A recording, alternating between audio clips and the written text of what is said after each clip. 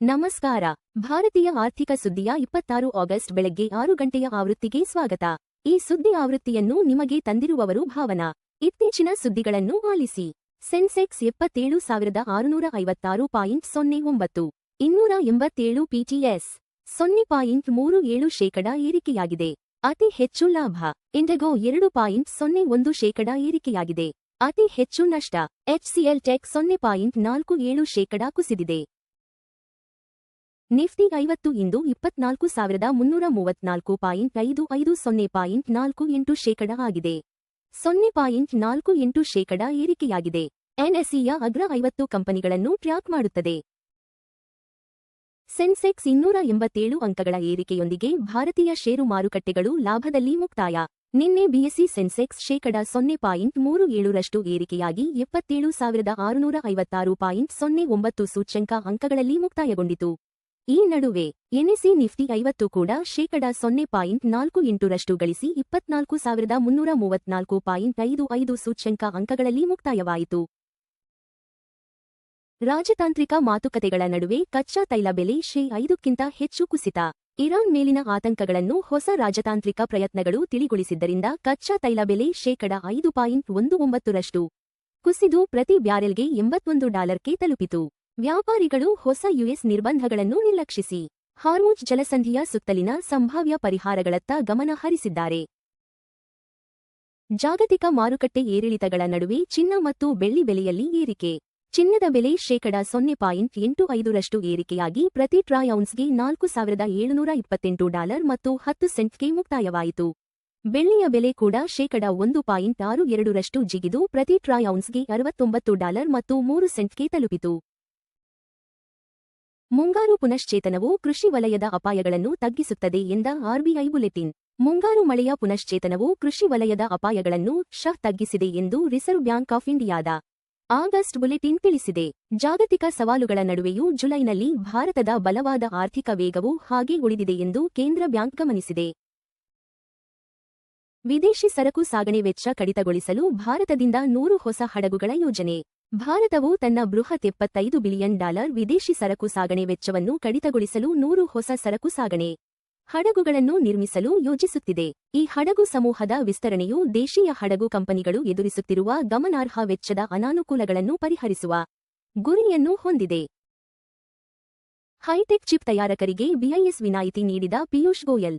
ವಾಣಿಜ್ಯ ಸಚಿವ ಪಿಯೂಷ್ ಗೋಯಲ್ ಅವರು ಸುಧಾರಿತ ಸೆಮಿಕಂಡಕ್ಟರ್ ಮತ್ತು ಈ ಸಂಸ್ಥೆಗಳಿಗೆ bureau of Indian standards BIS ವಿನಾಯಿತಿಗಳನ್ನು ನೀಡಿದ್ದಾರೆ.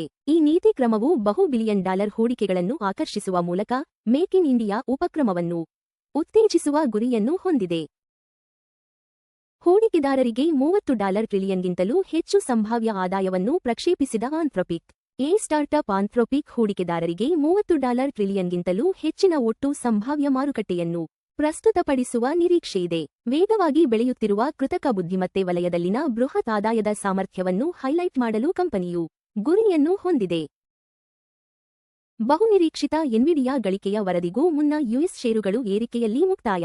ತಂತ್ರಜ್ಞಾನ ಮತ್ತು ಸೆಮಿಕಂಡಕ್ಟರ್ ಷೇರುಗಳು ಬಲವಾದ ಚೇತರಿಕೆ ಕಂಡಿದ್ದರಿಂದ ಮಂಗಳವಾರ ಯುಎಸ್ ಷೇರುಗಳು ಏರಿಕೆಯೊಂದಿಗೆ ಮುಕ್ತಾಯಗೊಂಡವು.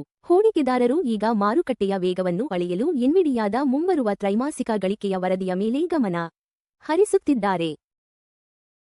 ಜಾಗತಿಕ ವ್ಯವಸ್ಥೆಯಲ್ಲಿ ಭಾರತವು ಆಶಾದಾಯಕ ದೇಶವಾಗಿ ಮುಂದುವರಿದಿದೆ ಎಂದ ಕುಮಾರ್ ಮಂಗಲಂ ಬಿರ್ಲಾ.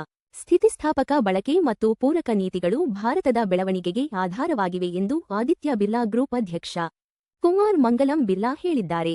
ಬಲವಾದ ಮೊದಲ ತ್ರೈಮಾಸಿಕದ ಆರ್ಥಿಕ ವೇಗದೊಂದಿಗೆ ದೇಶವು ಜಾಗತಿಕವಾಗಿ ಆಶಾದಾಯಕ ತಾಣವಾಗಿ ಮುಂದುವರಿದಿದೆ ಎಂದು ಅವರು ಒತ್ತಿ ಹೇಳಿದ್ದಾರೆ.